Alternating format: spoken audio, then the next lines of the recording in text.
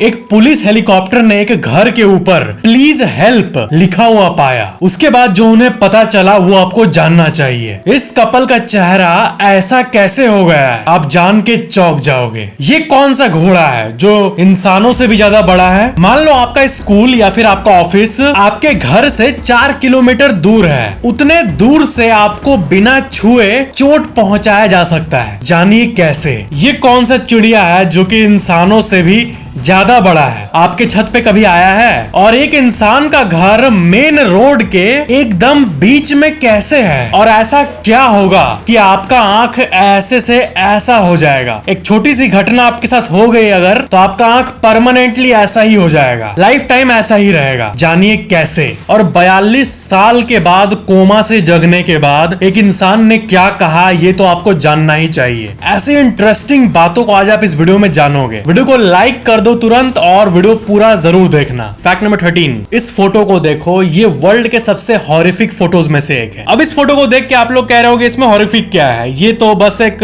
Wave का photo है, समुद्री लहर। लेकिन नहीं, ये एक बहुत बड़ी ट्रेजेडी की फोटो है। कैनेडियन कपल जॉन और जैकी नील थाईलैंड के बीच पे थे। वो लोग फोटो ले रहे थे, वीडियो ले रहे थे। इस फोटो को उन्होंने क्लिक किया था। सुनामी के चलते उनके मौत के बाद रेस्क्यू टीम को ये कैमरा मिला जो कि सही से काम कर रहा था। उसी कैमरे का फोटो है ये। सुनामी के जस्ट 1 मिनट पहले का फोटो है ये। और मैं आपको बता दूं, ये थाईलैंड बीच मैंने इसीलिए कहा क्योंकि ये थाईलैंड में ही हुआ था। और ये सुनामी कौन सा था पता है? अंडमान एंड निकोबार, हमारे भारत का, जो मैं बताया था ना आपको सबसे डेवेस्टेटिंग घटनाओं में से एक। अंडमान एंड निकोबार, जहां पर 2,30,000 लोग एक साथ मरे थे। 2004 की मैसिव सुनामी, वो इतनी मैसिव थी कि थाईलैंड पे भी उसका असर हुआ था। और वहीं का एक बीच पे ये लोग थे, आके इनगल्फ कर लिया। Fact number 12, leprosy. ये एक ऐसा डिजीज है जो कि माइकोबैक्टीरियम लेप्रेई के चलते होता है और ये स्किन नर्व्स को अफेक्ट कर देता है। और ये एक चाइनीज कपल का फोटो है और ये उस टाइम की बात है जब उतनी मेडिकल फैसिलिटीज नहीं थी, तब इस हद तक ये बीमारी अफेक्ट करती थी। हालांकि आजकल तो इसका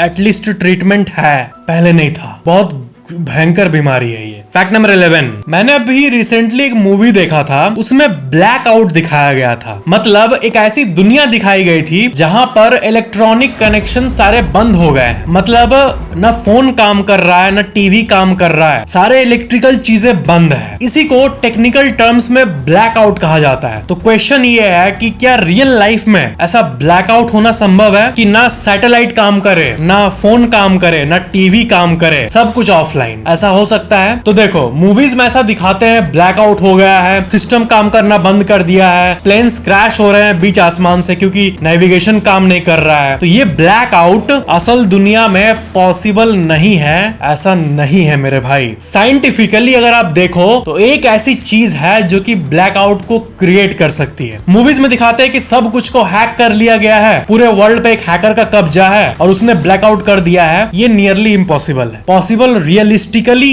ये है कि एक बड़ा सोलर फ्लेयर आ जाए। आपने सुना होगा कि सूरज जो है वो फ्लेयर्स छोड़ते रहता है सौर मंडल में बीच बीच में। तो सोलर फ्लेयर जो है वो धरती के इलेक्ट्रिकल चीजों पे इफेक्ट डालता है एज पर साइंटिस्ट्स। तो उनका ये कहना है कि कोई मैसिव सोलर फ्लेयर आ जाए अगर, तो इससे ब्लैकआउट हो सकता है। और मान लो कि नॉर्मल लेवल 1 है फ्लेयर्स का, तो जितना लास्ट 500 सालों में वैज्ञानिकों ने देखा है फ्लेयर्स आते हुए, सूरज का गर्माहट आते हुए बीच बीच में ऐसे आते रहता है, वो 1.5 2 तक आता है, कभी 0.7 आता है। मीडियम को आप 1 लेवल मान लो, तो ऐसे होता है 1.5 आता है, 2 तक भी आ गया, 0.43 तो डेली आते रहता है वैसा फ्लेयर्स। लेकिन मान लो कभी ऐसा हुआ कि सूरज में किसी भी चलते कुछ भी हुआ और 200 लेवल का फ्लेयर आ गया, तो इस धरती का सारा हार्ड डिस्क वाइप आउट हो जाएगा। जितने बैंक रिकॉर्ड्स हैं, इलेक्ट्रिकल डेटा है, डिजिटलाइज्ड डेटा, सब जीरो हो जाएगा। ब्लैकआउट यहां तक संभव है। लेकिन ऐसा वैज्ञानिकों का मानना है कि अभी 1000, 2000 या 5000 साल तक कम से कम ऐसा कुछ होने की संभावना नहीं है। बाद में सूरज जब एंड ऑफ लाइफ के पास होगा, इस एग्जिस्टेंस के टाइम लाइन में सूरज का कभी तो कभी डेथ होगा, उसका फ्यूल खत्म होगा। तो जब वैसी अजीब चीजें होंगी उस टाइम ऐसा कुछ हो सकता है। आजकल सब कुछ डिजिटलाइज्ड है, ऐसी भी कई चीज है जो कि पेपर में नहीं है, ओनली कंप्यूटर्स में है और दुनिया भर में मल्टीपल बैकअप्स में है, ताकि एक कंप्यूटर खराब हो जाए तो बहुत जगह पे एक्सेस कर पाए। आपका बैंक का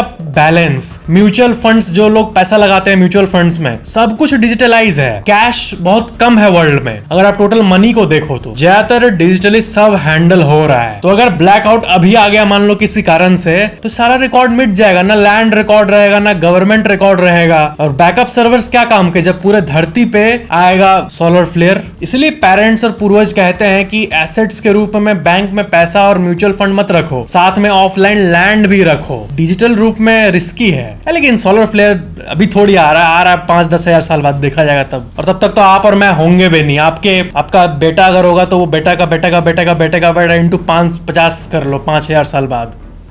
फैक्ट नंबर 10, स्वीडन में एक बहुत ही पॉपुलर म्यूजियम है जिसके बारे में आपको पता होना चाहिए, म्यूजियम ऑफ फेलियर्स। और इसमें वो चीजें मौजूद है, वो इन्वेंशंस मौजूद है जो कि फेल हो गए हैं। दुनिया में रोज कितने लोग इन्वेंशन करने में लगे पड़े हैं। जैसे कि अगर आपके पास कोई एक्स्ट्रा ऑर्डिनरी नॉलेज या फिर आइडिया है तो उसको आप बना सकते हो, है ना। बहुत सारे बच्चों का ख्वाहिश होता है कि मैं कुछ ऐसा इन्वेंट करूं जिससे दुनिया बदल जाए। तो ये चीज जो है इसी को बहुत लोग एक्सप्लोर करते हैं। मतलब आप ये कह सकते हो कि दुनिया में हर सेकंड कुछ ना कुछ नया कोई ना कोई ट्राई कर ही रहा है। जो भी आप सोच सकते हो कोई ना कोई ट्राई कर ही रहा है। अब जैसे जो कंसेप्ट है टाइम ट्रेवल का विज्ञान में, वर्म होल का और एक आर्टिफिशियल ब्लैक होल का, न जाने क्या क्या कॉन्सेप्ट्स हैं। तो कई वैज्ञानिक अभी भी रियल टाइम में अभी भी ट्राई कर रहे हैं वैसा कुछ बनाने का। चाइना ने तो आर्टिफिशियल सन पे काम किया ही है। और बाकी वर्म होल अगर हम बना सके, वर्म होल किसी ने भी बना दिया तो वो हमारे इस यूनिवर्स के 2 टाइम को कनेक्ट कर पाएगा और 2 स्पेस को कनेक्ट कर पाएगा। कॉम्प्लेक्स मत समझो इसको, सिंपल ये है कि अगर वर्म होल बना दिए हम और आपको मैं उसके अंदर भेज दिया तो मे बी आप उस टाइम पे चले जाओगे जब डायनासोर्स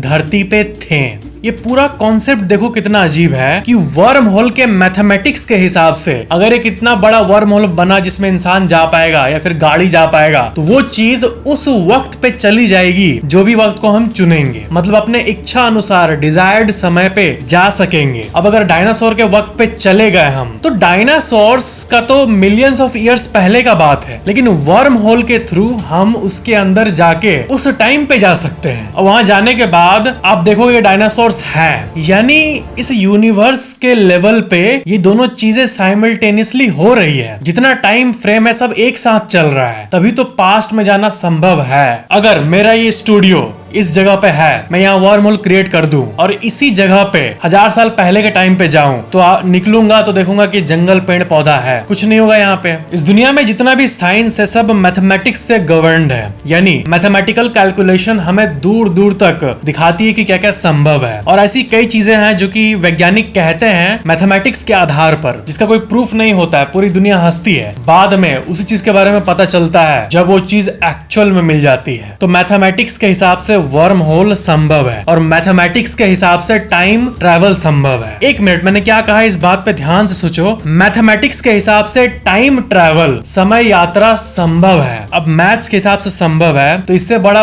प्रूफ, टेक्निकल प्रूफ और कुछ नहीं हो सकता है। भले ही हम इसको एक्चुअल में एग्जीक्यूट नहीं कर सकते हैं, बहुत मुश्किल है, बहुत ज्यादा ही मुश्किल है, लेकिन मैथ्स बताती है कि ये सब संभव है। और ये बात अपने आप में गूज बम्स देने के लिए काफी है। यानी जो हमारा फैंटेसी है, हम साइंस फिक्शन सोचते हैं, वो एक्चुअल में संभव है, just ready to be unlocked by some great mind, upcoming great mind. Fact number 9, fire truck. एक बहुत ही इंटरेस्टिंग सा इमेज आपको दिखाता हूँ, ये है वो फायर ट्रक। में आप देख सकते हो कितने सारे एलिमेंट्स होते हैं। फायर ट्रक यहाँ खड़ा है बड़ा सा, देखो नीचे, और इतने सारे फायरमैन के सूट्स मौजूद है और बाकी इक्विपमेंट्स को भी आप देख सकते हो कि एक फायर ट्रक में जो मैंडेटरी है इक्विपमेंट रखना, वो कितना सारा होता है। फैक्ट नंबर 8, क्या आपको ये पता है कि अगर कहीं पे गवर्नमेंट कुछ प्रोजेक्ट बना रही है, ब्रिज निकाल रही है, नया रोड बना रही है, नया रेल लाइन बना रही है, उसके लिए जो जमीन एक्वायर होता है वो कॉमन लोगों से ही होता है, गवर्नमेंट खरीदती है लोगों से। तो ये चीज जो है, इसमें एक दिक्कत ये है कि इंसान कभी कभी बहुत ढीठ होता है और देता नहीं है अपना जमीन। तो ऐसे बहुत सारे आप फोटोज को देख सकते हो जहां पर होम ओनर्स ने रिफ्यूज कर दिया अपना घर देने के लिए और फिर गवर्नमेंट को उस एरिया को छोड़ के थोड़ा रोड मोड़ के तब रोड को निकालना पड़ता है। तो ऐसे केस में गवर्नमेंट का हक हक होता है इन पे, लेकिन कई केसेस में नहीं देते हैं, वहां से लोग हटते ही नहीं है, फिजिकली मूव ही नहीं करते, बोलते नहीं ये मेरा लैंड है, मेरा हक है। अब इस फोटो में देखो, ये एक बहुत ही एंशिएंट टाइप का होम है, हट के टाइप का, और ये पूरे एरिया में डेवलपमेंट हुआ कई सालों में, लेकिन इस हट वाले ने जगह नहीं छोड़ा और आखिरकार गवर्नमेंट को साइड से रोड ले जाना पड़ा। फैक्ट नंबर 7, क्या आपको पता है निपॉन मतलब क्या होता है? कोई आपको बोले निपॉन तो समझ जाना इसका मतलब वो कह रहा है जापान। जापान देश जो है ना, उसी का नाम है निपॉन। एक बहुत ही अनरिलेटेड बात है, लेकिन हमारे इंडिया में जो म्यूचुअल फंड्स होते हैं उसमें रिलायंस म्यूचुअल फंड्स एक कंपनी है जो कि एक एसेट मैनेजमेंट कंपनी है, लेकिन उसका स्टेक एक जापानीज कंपनी निपॉन ने ले लिया था और तब से उस कंपनी के सारे फंड्स का नाम है निपॉन म्यूचुअल फंड और फंड का नेम, और वो कंपनी जापान की है। ये मैं क्यों बता रहा हूँ, ये फाइनेंस वालों के लिए बता रहा हूँ, लेकिन समझ जाओ बस यही है कि निपॉन इक्वल टू जापान, बात खत्म। फैक्ट नंबर 6, हॉर्सशू क्रैब्स नाम के एक समुद्री जानवर होते हैं और ये करीब 450 मिलियन साल से समुद्र में एग्जिस्ट करते आ रहे हैं। अब हॉर्सशू क्रैब्स को हॉर्सशू क्रैब्स इसलिए कहते हैं क्योंकि ये हॉर्सशू की तरह दिखते हैं, हॉर्सशू यानी घोड़े के जूते की तरह, और इनका ब्लू रंग का ब्लड होता है। और हॉर्सशू क्रैब का जो ब्लड होता है वो स्पेशल ब्लू कलर वाला, वो बहुत सारे वैक्सीन्स में भी यूज होता है और उसके बहुत सारे मेडिसिनल प्रॉपर्टीज भी है। Fact number 5, Quetzalcoatlus northropi. ये बर्ड देखो, ये largest known flying animal to ever exist है। ये इंसान के सामने जब खड़ा है तो इंसान कितना छोटा नजर आ रहा है। और ये है दुनिया का सबसे बड़ा हॉर्स सैमसन, और ये 1859 का फोटो है। ये इतिहास का सबसे बड़ा हॉर्स है। ये पहले होता था और अब एग्जिस्ट नहीं करता। फैक्ट नंबर 4, क्या आपको पता है कि स्नाइपर से जो बुलेट निकलता है वो करीब 2000 किलोमीटर प्रति घंटे के स्पीड से निकलता है, मूव करता है। इतना ज्यादा उसमें काइनेटिक एनर्जी होता है। बहुत सारे जो स्नाइपर यूज करते हैं जो लोग, उनको इनफैक्ट धरती के रोटेशन को भी फैक्टर इन करना पड़ता है, उनका स्पीड ही इतना होता है। इस दुनिया का जो सबसे दूर स्नाइपर शॉट हुआ है वो 3800 मीटर्स दूर हुआ है, यानी करीब 4 किलोमीटर दूर। 4 किलोमीटर कम नहीं होता है। अगर आप अपने घर से कोई नियरेस्ट 3-4 किलोमीटर दूर वाले जगह को इमेजिन करो एक बार, और फिर सोचो उतना दूर कोई गन से क्या शूट कर सकता है। एग्जैक्ट उसी जगह पे कोई स्नाइपर से ये संभव है। फैक्ट नंबर 3, हरिकेन कैटरीना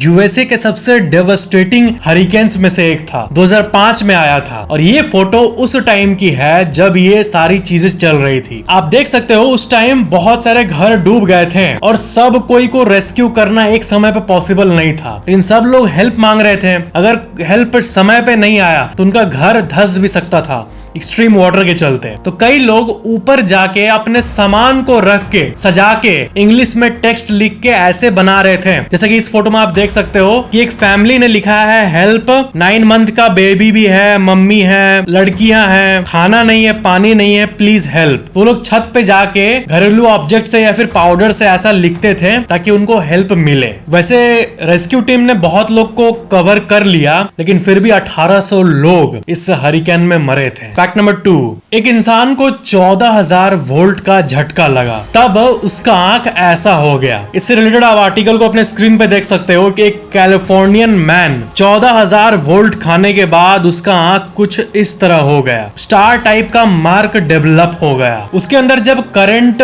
पास हुआ शरीर में, तो शरीर से ही करंट पास नहीं हुआ, बल्कि उसका जो ऑप्टिक नर्व है वहां भी बहुत हाई लेवल करंट पास हुआ, और ऑप्टिक नर्व आंख को दिमाग से जोड़ता है। और उसका अजीब कोइंसिडेंस था कि स्टार मार्क बन गया आंखों के अंदर। और सबसे अजीब बात कि उसका आंख फिर भी ठीक था, जस्ट रोशनी कम हुआ था लेकिन दिखता था, उसको खराब नहीं हुआ फिर भी। तो यानी 14,000 या उससे ऊपर जब वोल्ट का झटका लगता है तो वो बॉडी पार्ट को बहुत डीपली इफेक्ट करता है। फैक्ट नंबर 1, आपने कोमा के बारे में जरूर सुना होगा। आपको ये भी पता होगा कि कोमा कई सालों तक रहता है। अगर एक्सीडेंट हुआ किसी का, माइनर ब्रेन इंजरी है, तब भी हफ्तों तक कोमा रहता है लोगों का। 1-2 हफ्ते बाद इंसान कोमा से रिकवर करता है, जिनको रिकवर होना होता है वो लोग। लेकिन ऐसे भी कई लोग होते हैं जो महीनों तक कोमा में रहते हैं, और ऐसे भी कई लोग हैं जो कि सालों तक कोमा में रहते हैं। और 1, 2, 3 साल तो